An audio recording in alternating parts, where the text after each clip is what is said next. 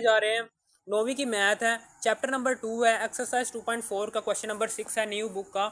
अब यहाँ पर देखो, यहाँ पर उसने दिया हुआ है the formula to measure the magnitude of earthquakes is given bye.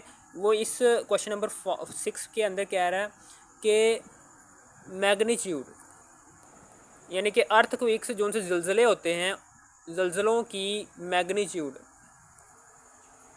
जल्जला कितनी शिद्दत से आ रहा है, ठीक है, उसको मैयर यानी कि उसकी पैमाइश किस फार्मूले से करते हैं, इस फार्मूले से करते हैं। m is equal to log 10 log की base 10 a over a naught. इस फार्मूले से हम जल्जले की शिद्दत की पैमाइश करते हैं, ठीक है। अब आगे वो कह रहा है इफ़ एम्पलीट्यूड a, अगर ये जो सा एम्पलीट्यूड a है ये वाला ऊपर, वो इज़ 10,000, उसने इसकी वैल्यू दे दी है a की, एंड रेफरेंस पोजीशन a नाट, आगे वो a नाट जो कि रेफरेंस पोजीशन है उसकी भी वैल्यू बता रहा है इज़ 10। वो कह रहा है जी what is magnitude of earthquakes, वो कह रहा है जी m बताओ। हमें पता है अकॉर्डिंग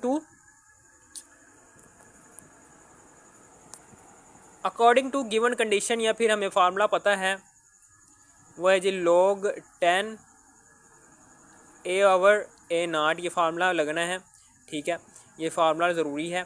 अब इस फार्मूले के अंदर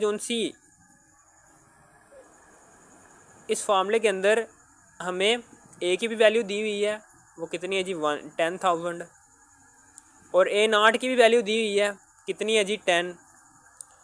तो 1 0 से कैंसिल हो गया, log 10 10,000 1000, ठीक है। अब हमें ये भी पता है कि इसको साइंटिफिक नोटेशन में लिखो, इस सिंपल नंबर को साइंटिफिक नोटेशन में कन्वर्ट करने का तरीका क्या है कि पॉइंट को, ये जो सा एंड में आपको पॉइंट दिख रहा है, इसको पहले नंबर के बाद ले आओ, यहाँ पर ले आओ। तो साइंटिफिक नोटेशन के अंदर आपको पता है कि पहले नंबर के बाद ले आए 1, ठीक है,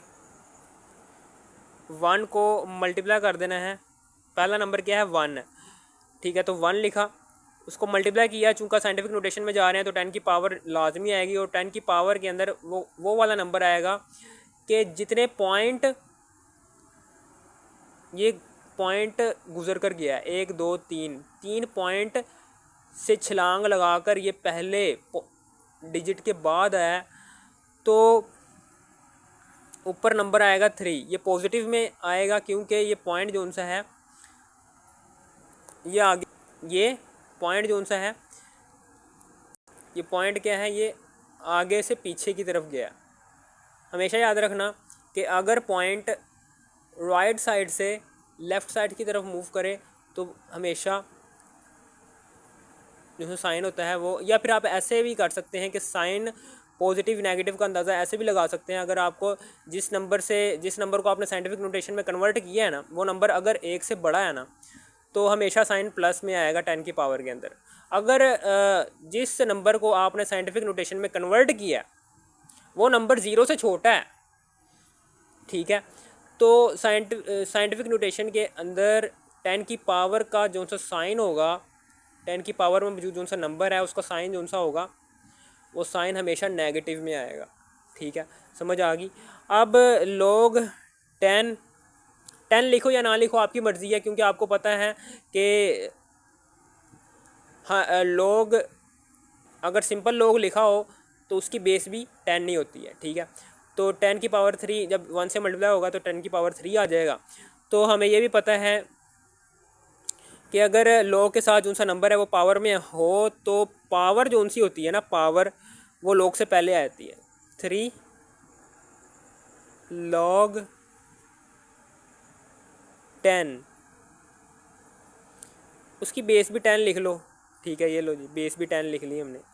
अब ये देखिए, हमेशा याद रखना अगर log की बेस भी 10 हो, अगर log की बेस में मौजूद नंबर और log के साथ लगा हुआ नंबर, ये दोनों नंबर अगर सेम हो ना, तो हमेशा log का आंसर 1 ही आता है, 1 इसका आंसर आ गया।